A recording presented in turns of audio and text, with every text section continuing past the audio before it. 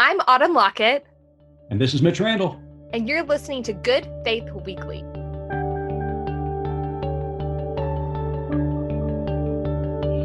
On this episode of Good Faith Weekly, we're going to be talking more about what in the world is going on the internet these days, as we all find ourselves quarantined and isolated in our house. We're also going to take a little deeper dive in talking about the importance of sheltering in place and some of the organizations and individuals who are ignoring those warnings and continuing to meet, like churches. Oh gosh! Later on in the your choir practice is not that important. I know, right? Later on the podcast, we're going to be interviewing Reverend David Turner, who is the senior pastor at Central Baptist Church in Richmond, Virginia, along with his associate, Reverend Mary Richardson Craven. And then coupled with that interview, we're also going to be interviewing Reverend Ellen Diogisia at a First Baptist Church, Jefferson City, Tennessee. We're going to be talking about how they have adapted to this new pandemic as we begin to worship and minister in an entirely different way. So I'm excited about that interview. Autumn, how are things in your world these days? You know, our world is going pretty well. We have good days and we have bad days, of course. There's a lot of family dynamics going on. I think we're all feeling that. But I feel like it's really led to some good conversations. It's beyond just the how was your day? What did you eat for lunch? Who did you play with on the playground? And we're really getting to know our kids. Oh, really? So how's that going? Are you like what you find out these days? Them. They're pretty cool kids. The more important question is, are you getting to know your husband and are you liking what you get to know? That's a very personal question, but the answer is yes. And things are going well. Josh and I, have kind of grown up together. And so this togetherness it's nice. I think I've been talking to some other parents sort of in our stratosphere, and I feel like with every birthday, with every benchmark that our kids hit, we always say things like, time needs to slow down. I wish time would slow down. And someone posted 2020 is like, here you go. Yeah, exactly. So the other night, we've been trying to talk really openly with our kids about what's going on while not scaring them unless they need to be scared. And I think Ava posed the question at dinner. We go around the table and talk a lot at dinner. We try to be really purposeful so that people will stay focused on their food and they will eat. Sure. And Ava said, if you were going to be in social isolation by yourself and you could only have 3 books with you, what books would you take? And so we extended that to be book series because we're sort of literary nerds in our house. Right, and sure. So what would you answer to that question, Mitch? If you could only take 3 book friends with you, what would they be? Oh my gosh. Well, of course I would have to take the Bible. I mean, I'm rolling my eyes, but you guys can't hear it. Did you hear that over the radio or your listening device? She actually, you could physically hear her roll her eyes at me. That's right. Well, that is, it goes without saying that the Bible would just be in my heart because, I have it memorized. And everything. It was in your nightstand drawer, courtesy of the Gideon. Sure. Exactly. Those Gideons are everywhere. So, no, probably the 3 literary pieces of work I would take with me. There's a recent book that I just love. In fact, your husband and I were talking about how much we enjoy this book, and that is Gentleman from Moscow. If no one has read that book, it is a masterful work. And so I just really enjoyed that. It's a recent read that I picked up, I think, in the last year. I would read that again, most definitely. I'd probably take a Dickens novel with me, probably The Tale of Two Cities. I just that particular story. It's a wonderful tale and just a classic. I would really enjoy that. And then one book. And I'm going to kind of talk about a book that I haven't read, but I've always wanted to read. In fact, I've got it sitting on my shelf right now, which needs to be read. And that's The Brothers Kamarov. It's a Russian narrative, and it's supposed to be one of the most influential pieces of literature that has ever been written. I've had theologians, I've had professors and friends talk about this time and time again. I've just never taken the time to read it. And so I would take that book because people have recommended it to me so much. So those are the 3 books I think I would take. One more recently, a classic, and then one that I have not read. How about you?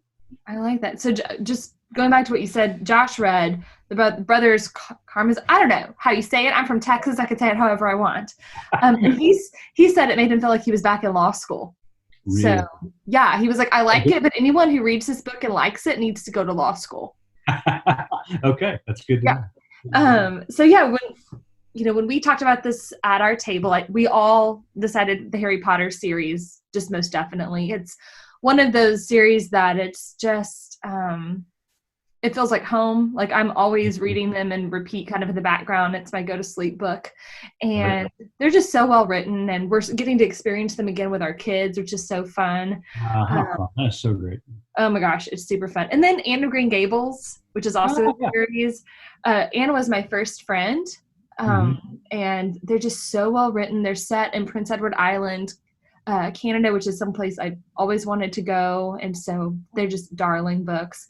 And Me Talk Pretty One Day by David Sedaris. Oh, really? Oh, yeah. It just cracks me up so much. In fact, when Josh was in law school, he was like, you cannot read that book anymore in bed because you wake me up laughing. Like I would be the silent laughter, but the whole bed is shaking.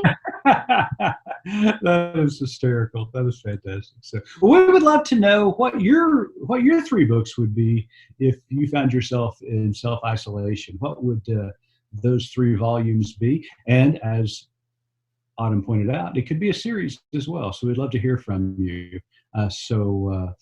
In the comment section of this post, wherever you find it, make certain to put those 3 books that you take with you in self-isolation. So great topic. Good job. So in this next segment of the pod, I know we wanted to talk about those rule breakers that we have in our they seem to be everywhere.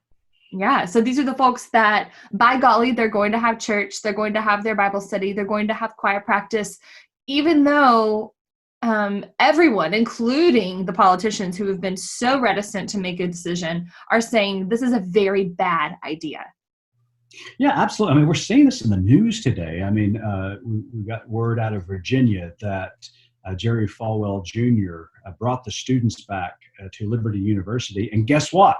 Now some of the students have been tested and confirmed COVID-19. Oh, that's helpful. Yeah, there's more recently, a pastor of a megachurch down in Florida continued and insisted to meet on Sunday mornings until finally the local authorities arrested him for violating a city mandate. There just seems to be this moronic mentality that somehow people are immune from this disease. Folks, COVID-19 doesn't care or give a rip whether you're a Christian, a Jew, a Muslim, or even if you go to church. Yeah. All that matters is it has an opportunity to be passed along from human to human and through the air, and it will strike you and in many cases make you very ill, and unfortunately in several cases can cause people to die. So stay at home, people, stay at home. Yeah, I just can't imagine what these parents of these students of Liberty are thinking to send their children. You know, I think one of the first things that really hit me when all the news started coming out about this virus was that, you know, it wasn't as dangerous to the younger population, which that statistically still is true. But we are hearing anecdotally that it is impacting, you know, whether or not it's, you know, going to kill them, it's impacting their breathing, their lungs, for significant amounts of time, even after the virus is gone. Yeah, I was watching an interview just earlier this morning, and it was an ER doctor, and he was detailing just how people are suffering from COVID-19. And he was actually in a hospital room talking about the patient who he said was very young, in their 30s, didn't show the patient or name the patient, but patient in their 30s, he said, your lungs begin to fill up with liquid and it feels as though you are literally drowning. And when you cannot take another breath, that's when they put you on a ventilator. And he said, this is a horrifying illness and virus. Nobody wants it. And for those people who are being so irresponsible, I'm glad local authorities are arresting pastors not because they're practicing their faith, because they are jeopardizing the health of all people. Yeah. And it is absolutely asinine they continue to do so. You know, Well, we had an article at ethicsdaily.com this week by Reverend Mary Elizabeth Hankey entitled "To Flaunt COVID-19 Warnings, a Failure of Biblical Portions." And I encourage all of our listeners to read that article because it talks about how people of faith are tempting God or appear to be tempting God when even Jesus himself, who could have done anything, did not tempt the Lord his God. And it was not that God has brought this disease upon us. Please don't hear me say that. But we pray for God's deliverance in these moments. And we look back and say, well, where was God? Why didn't God cure us of this disease? Or why didn't he obliterate this disease from society? And it's like the old cartoon. Well, God says, you know what? I gave you scientists. You did not listen to them. I gave you doctors. You did not listen to them. I gave you friends and you did not listen to them. I tried to help you every which way I could, and you ignored me at every turn. Yeah. So God speaks through so many different ways, and we just, especially people of faith, have a tendency to ignore him, to think that we're somehow invincible. Yeah, God's not an invisibility cloak from bad things that are going on around you. And he also gave you a brain and common sense. Absolutely. Absolutely. Well, he's given more sense to some than others, it seems like. Because some of them have no sense whatsoever. Yeah, I can't believe, and as we've seen this disease continue to go and have seen the effects of it, that it's still such a politicized subject. I'm seeing some people, make statements like, oh, it's, freedom to gather. It's, you have the freedom to do all these different things. I don't want the government kind of infringing on my rights. And it's like, well, the government's infringing on your rights because you're not using your head and you're not using your own common sense. Like if everyone would just do what they needed to do, then we would be fine. When people try to make the argument that their rights are being infringed upon and their freedoms are being denied them when these limitations are being put upon them, what they don't understand in the tension of rights, that their right to assemble is infringing upon my right to simply live. Mm-hmm.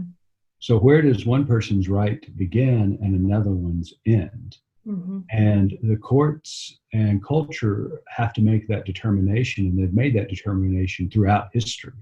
Yeah. And right now, that determination is the public health is at the foremost of our cultural awareness and our cultural priority. It's similar to the court saying, yes, we believe wholeheartedly in the freedom of speech.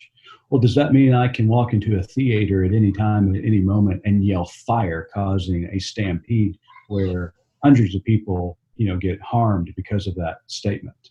Right. There are consequences to that, and there are consequences in this particular moment as well. That's why the president, that's why several governors and local municipalities have declared states of emergency. This is not any ordinary time. No. Well, in these unprecedented times, we do have some people who are following the rules. We do, very much so. And I'm excited to talk to our next guest, Reverend Doctor, I should say, David Turner and his associate, Mary Richardson Craven, along with the pastor at First Baptist Church, Jefferson City, Tennessee, Reverend Ellen DiGiosia. So stay tuned for these incredible interviews. Are you looking for a new way to grow your faith? Nurturing Faith is offering 5 of their best-selling devotionals for only $12 for Good Faith Weekly listeners. Go to nurturingfaith.net to find hope from Carol Bozeman Taylor, John R. Roebuck, Blake McKinney, Michael L. Ruffin, and Merrill J. Davies. The books are all available in the bookstore section of the Nurturing Faith website. And now, back to Mitch and Autumn. Welcome back to Good Faith Weekly, and we have two guests with us today, all the way from Richmond, Virginia. We have the Reverend David Turner, who's the senior pastor at Central Baptist Church there in Richmond, as well as the associate pastor for worship and adult ministry, Reverend Mary Richardson Craven. Welcome to both of you to the podcast. Yeah, welcome. Thank you. Well, I'll tell you what, we are really excited about this interview because we have been hearing what creativity is coming out of Richmond these days. As our listeners know, the virus, COVID-19, has all of our congregations around the world shutting their doors on Sunday morning, but it has opened doors for us to be creative, and Central Baptist Church is taking the lead in this. So, first of all, kudos. Tell us what you're doing on Sunday mornings now. Well, thank you. Well, we have begun a parking lot ministry at a drive-in worship experience that was the brainchild of Mary's husband, Adam. And the response to that has been overwhelmingly positive from within our congregation. And we've had, I can't tell you how many churches reach out to us already saying, how can we do what you did? Wow. So Mary, I mean, come on. Viral pandemic across the globe, and you're sitting there at your home and you think, parking lot church. Yes. My husband had heard of a church where some of his family lives that does this all the time. And he said, well, why couldn't Central do a drive-in church, like an old-fashioned drive-in movie theater, but it's live? And we just kind of looked at each other and said, yes, why don't we talk to David and see what he thinks about it? And it took off from there. It was just one of those moments sitting in the den at home and thinking, how do we do church? And that was what we came up with. Okay, so Mary, honestly, between you and our 5 listeners, what was David's reaction when you said, hey, Pastor, let's do drive-through church? Honestly, he looked at me and got this big smile and he said, what a great idea. That's awesome. He said, what can we do and how do we do it? So what did that look like? How did you make it happen? I know you guys talked some about like the technology piece that you had to put together. Is David really just the brains behind that IT setup? Oh, absolutely. Not at all. When I think of a pastor, I think of just really tech savvy.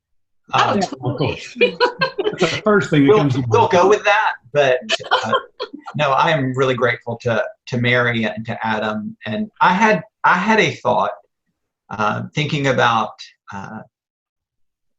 tacky light tours, and would it be possible for us to stream if we did a parking lot service, a drive-in experience, would it be possible to stream the audio into the cars through their radios? And I mentioned that to Mary, and she said, Adam and I were having the same thought. So they were already there. And Adam and Mary can share more about this, but Adam immediately went on and ordered the FM transmitter. Mm-hmm. Yep. I remember him saying when David suggested that's a brilliant idea. Let's do it. So Amazon is a wonderful thing, and we just ordered a transmitter, and there we went. And so you had your first service on this past Sunday. Right. And so tell us, how did drive-in church go? It went well. The response was great. There was energy, there was excitement, there were smiles. Some people got out of their cars, but most people stayed in their cars. They listened on the radio, they rolled down their windows and let the Spirit flow through. But they were overwhelmingly grateful, I think is the right word and the right description of what they were feeling for that opportunity. Now, there had to be some logistical barriers you had to overcome. And so it's my understanding that there was this wonderful creative diagram that was created by someone on staff to illustrate for the congregation how they were to park on Sunday. Well, we were in the office and we're talking about how are people going to know what to do when they get there. He said, oh, they need a diagram. And we decided to get very creative and went and found things in our preschool department. We found Matchbox cars and Fisher-Price Little People, and decided that we could make a map and put it online and show people this is how you pull in or you back in, so that everybody was facing the center area of the parking lot. And honestly, that was the biggest hurdle to overcome. How do we park people? How do we get as many people in the lot as we can so that they can see and feel a part of it? And that diagram seemed to do the trick. So we explained to the deacons, a few of them when they came, this is how we need people to come in. And so they were directing people and helping to get folks into spots. Yeah, that's fantastic. So Mary had the wonderful assistance of one of our administrative assistants, Nicole Averett, who helped her create that beautiful diagram. Mm-hmm. We have pictures of sitting on the floor in the office, spending wonderful time together, making that artwork. Nicole was great. She was helping me fix it, and it was fun. Yeah, so what was the response like? How did actual church go? We've talked about how you set it up. So now we're in the moment. How did you get that started, and what did that look like? We had music playing, streaming into the radio station to begin the service, and then began with just a word of greeting and honk if you can hear me. And honk if you can hear me. That is a t-shirt waiting to happen coming out of Central Baptist. You're going to honk amen. I like it. And the funny thing about it is, initially I said, we're only going to do this once, but I think spontaneously that was also the benedictory ending of the service. Matt can't follow directions on that kind of thing. So, I mean, there was a moment in the service, I understand, where it's time for the passing of the peace. How did they pass the peace, and keep their social distancing? Pass the peace, but not the virus. Yes, right, exactly. That's all we want to pass. Just to wave at each other. I said, turn to the cars beside you and take a minute to wave and smile. And I had someone tell me afterward they were so grateful that we had done that, because they got to see someone that they'd never met, but to share a moment with them, with somebody visiting. And they said it really felt like they were connecting and actually passing the peace. So creatively doing that. Wow. What a special moment, I bet. So Autumn, do you have another question for them?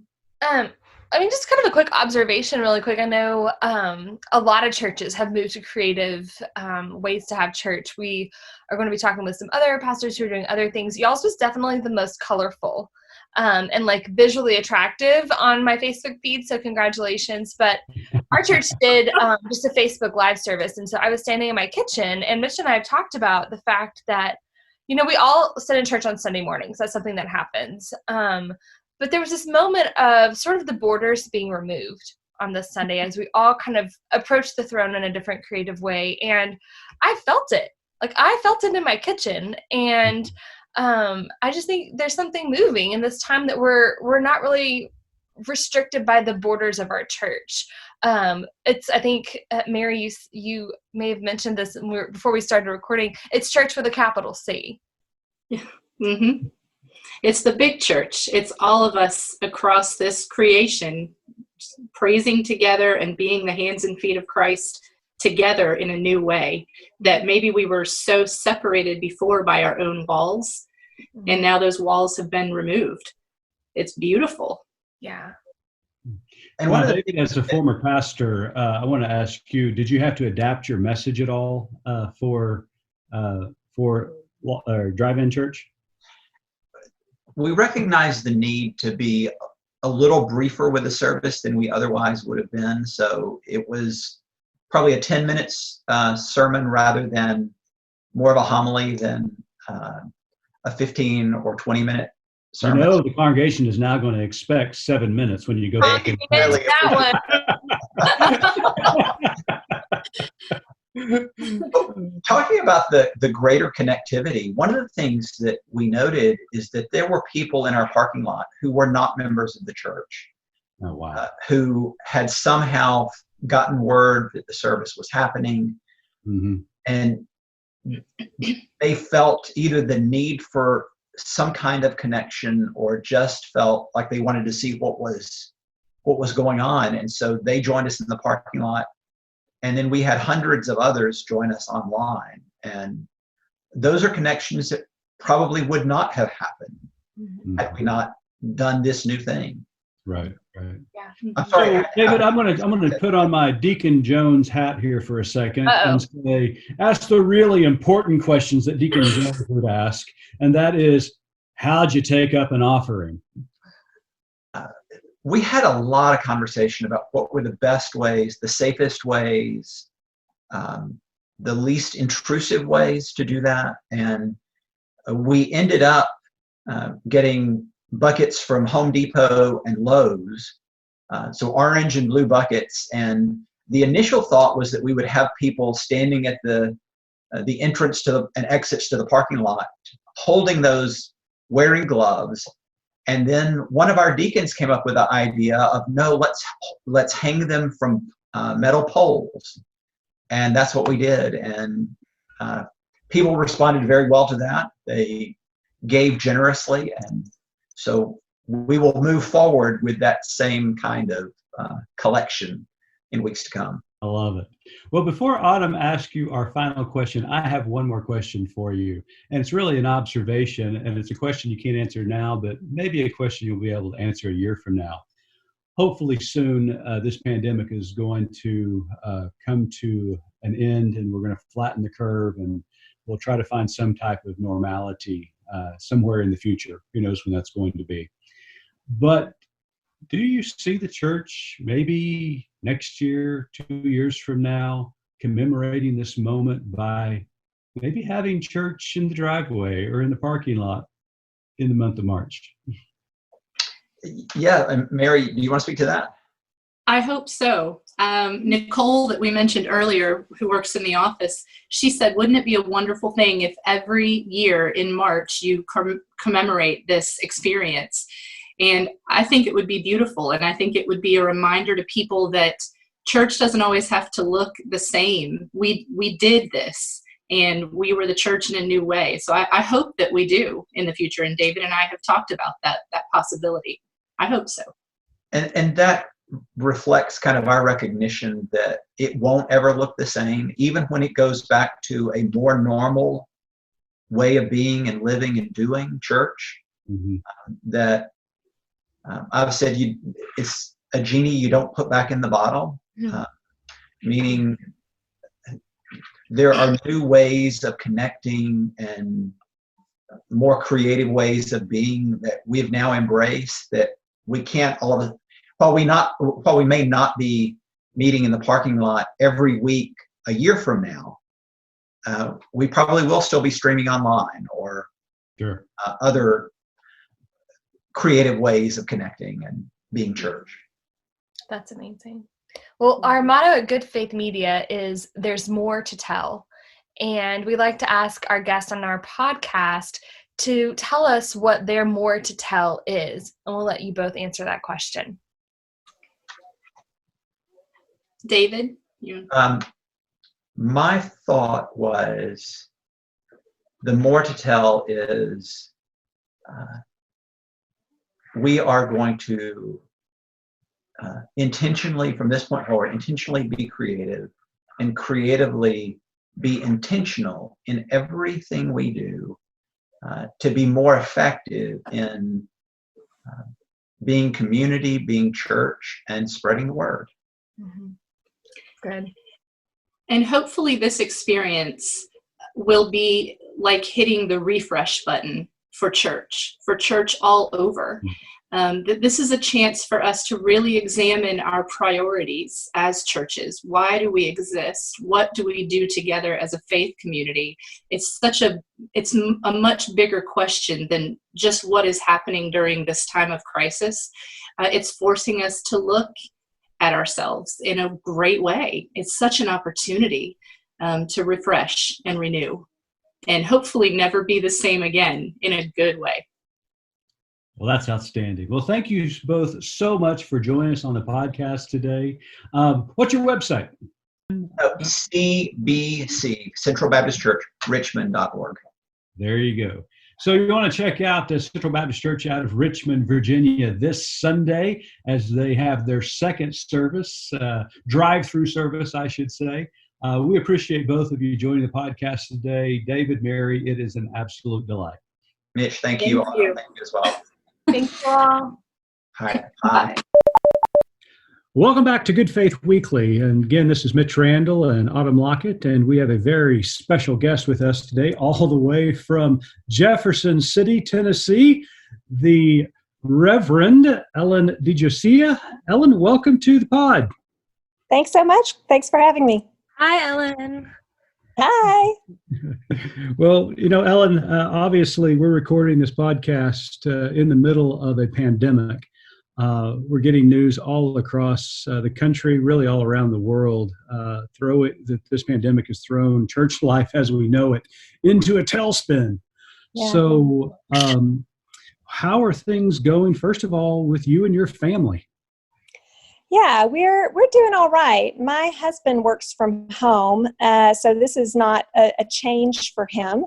The biggest change is that I have no place to be because I'm also working from home and have no home office. We've been spending our day cleaning out a little area to make so that I can have a place to work. We've got 2 teenagers who are home from school. It's their spring break, and then they are out for at least the next 2 weeks following that. So now, Ellen, I know a little bit about your family, and you got some musicians in your family, right? So how's the music going? Well, my son is a drummer. There's a lot. The Lord bless and keep you. The Lord shine his face upon you. Yeah, on a good day, there's a lot of drumming. And a trapped day, there's a whole lot of drumming. So, we also have a dog that we adopted a couple of months ago, and she's not quite sure what it is that we're all here. So I can't imagine. You may actually hear her whimper in the background because I have her shut out, but she's a little confused, but that's all right. Well, good. Well, I'm glad that you and your family are doing well during this self-imposed quarantine. I said a moment ago about how this has affected congregational life. Can you kind of just walk us through what's going on at First Baptist Jefferson City in Tennessee? Sure. A couple of weeks ago, which feels like a lifetime ago, I know for all of us, our church council met and talked about, what we were hearing from other places, what was happening in Seattle at that time and in New York, and what we might need to think about for the future. And we were just sort of slow pedaling it, thinking, well, maybe we will suspend our Wednesday night meals because that seems like a vector for infection. And then I guess it's just been a week now. From Thursday night into Friday, I was sending emails at 1:30 in the morning saying, we got to just shut this all down. This is, we're really that's a tough decision for pastors and for churches. I just can't imagine. It really is. It is. And, we've got a lot of folks, like most churches, who are older or have immune suppression. And I just did not want to risk it. My feeling was that I have responsibility for this set of people. And I need to do everything I can to make sure that they can stay safe. And like a lot of folks, our people will come if the doors are open. Exactly. And I just felt it was irresponsible for us to keep our doors open, knowing that some people would come and it could be a problem. So we started recording our service last week. We're not set up to live stream at this point. We're also not set up to give online. We were working on both of those things when this hit. So it's been a lot of scrambling, trying to figure all that out. But right now we're recording our worship services. We got together this morning for the last time to record pieces for this week and a little bit for next week. And then next week, people will be recording their pieces on their home computers and phones and sending them in to be edited into a worship service. we really value lay participation in our congregation. And so we decided, as long as it is sustainable for us as a staff, that we are going to continue to do that by having people send pieces in. We may get to a point where that's just not doable, but for as long as we can, we want to have more faces than just mine out there, and so that our people want to see each other too, not just me. So I think that'll be a good thing. Yeah, and that plays into your daily devotional that you've been posting on Facebook, which I think is really, really inspirational. And I notice, and I love this about your post and your devotional that you put up specifically. You lit a candle. And I thought that there was something really, really valuable and inspiring about seeing you light a candle. Yeah. Because it does feel so dark out there right now. It does. And there's something about just sort of marking the moment and saying, okay, now we read the psalm, now we pray together. Because I start with, saying what's going on or a little bit of silliness or whatever, but we just need that moment to breathe and to be calm. And there's not a lot of good, deep, calm breathing happening for most of us right now. So that's been, that actually really plays to my own loves as a minister. I'm very liturgically minded. And so the opportunity to do, daily prayer, not just me, but other people, really fits in my theology of pastoring, that my job is to be this calm center.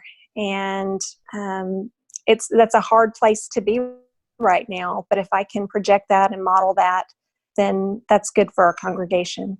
Absolutely. Yeah. And, something that we talked about with one of our pastor friends, Reverend Hopkins out in Oakland a few episodes ago, he was talking about how in California, they're in a state of, it's not called lockdown, but basically anything non-essential isn't happening. And so, to some folks, church is not essential. Right. But especially to the folks who you were talking about, who will be in the door if they're open, church is absolutely essential. Absolutely. And so I love the picture of you bringing together this mosaic of your parishioners and still being the church for the most vulnerable in your congregation. Yeah, it's been a whirlwind of a week for everybody. I feel like a lot of us clergy are out here over functioning, trying to make everything happen, make it happen now. We've never live streamed before. How do we live stream? How do we learn these technologies? And I am not a millennial or a Gen Z. I am a Gen Xer. This is not natural to me. I mean, I've got my Facebook account and my Instagram, but we're all learning new skills, and it's been a little bit wild, but I've really I keep trying to remind myself that it's what's good for my people. What do my people need from me? That's the question to ask. It's not about replicating programs or trying to make a substitute for everything we currently do, because there's no way to do that. But what do my people need to hear from me? How do we need to connect? And we're going to be learning ways, for the next several weeks. This is, as I said, just started this week. So we're in a learning process. And I think, 8 weeks from now, it'll look a little different. And I'm okay with that. I think we have to be willing to experiment a little bit and just see what works. Absolutely. And you're so right. Our congregation, when faced with crises or a tragic moment throughout history, have always gathered around on Sunday morning, and there was something about their pastor stepping behind the pulpit and giving a word of encouragement or hope or inspiration. Because they're not able to do that in this current crisis, it's important for them to see you and other pastors online. It gives a sense of hope and security that they're going to get through this. So I appreciate all that you're doing, all that the ministers across the world are doing. They're doing a fabulous job. Keep it up. Thanks so much. We've got one question that we want to end the interview with, and Autumn ask every interviewee the same question. So Autumn, let's wrap this up with our final question. Of course, yeah. So Good Faith Media, our motto is there's more to tell. And we like to ask all of our folks who we have on the podcast, what is your more to tell?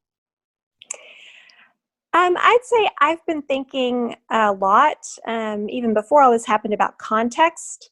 And I thought yesterday, as I was trying to think through what we're doing for our churches, I thought, what if we approached this as a 19th century missionary would? Not in all the ways a 19th century missionary would. We're going to sing Onward Christian Soldiers really loud, right? Right, yeah. I think we don't want to adopt all of those practices. However, the idea that, you have to know what the culture is. And I sort of feel like we're in a totally different culture. What if I were going into a culture where someone said, oh, they never meet in the same room? They do everything by talking on the phone or talking on the internet. How would that change, what we're doing? And so in a sense, it's sort of an exciting kind of missiology, and I'm enjoying that. Wow. That is a great word to end on. I never thought of it like that, that we are, entering into a new mission field. So I love that image. Thank you for sharing that. And so optimistic. Yeah. Thank you so much. Yeah, that was great. Well, again, this is Reverend Ellen D'Agecia from First Baptist Church, Jefferson City, Tennessee. Ellen, thank you so much. And I forgot to mention that Ellen was also named the 2017 Baptist of the Year. I was hoping for forgetting that, but that's okay. The church and I shared that award, and we are very proud of it, and we are very grateful. Well, we appreciate you, Ellen. Appreciate the good folks at First Baptist, and blessings upon all of you. Stay safe, and God bless. Thank you.